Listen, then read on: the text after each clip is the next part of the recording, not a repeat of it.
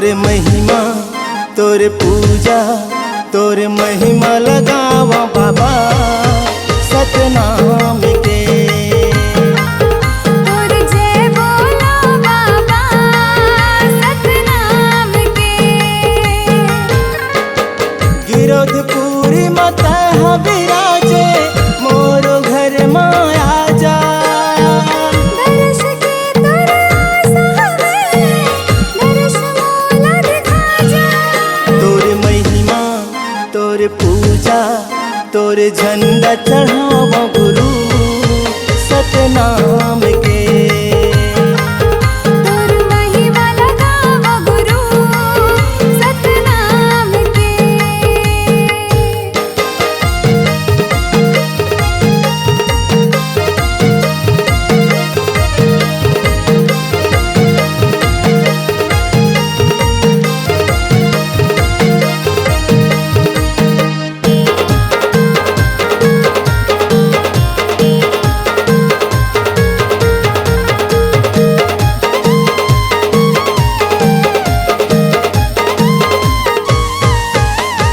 संघ बिहनिया या ठोपहर जपत रही थो तोला।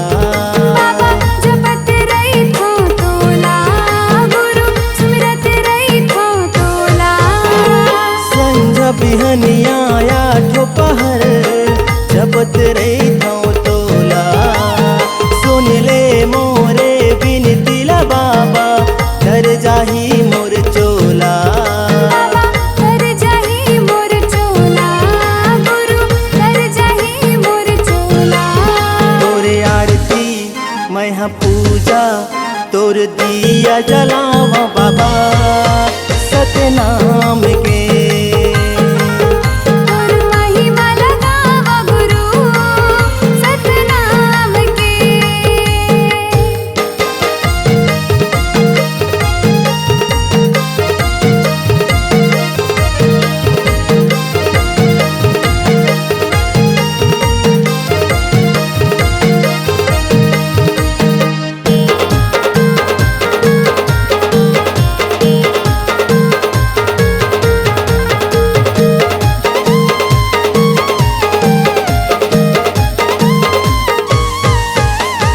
छोटे बड़े नहीं समझे कोनोला सत्य के राह दिखाए। बाबा सत्य की राह दिखाए गुरु सत्य की राह दिखाए। छोटे बड़े नहीं समझे कोनोला सत्य के राह दिखाए। तोर कृपा ले अंधेरा लुलवा दौड़त भागत आए।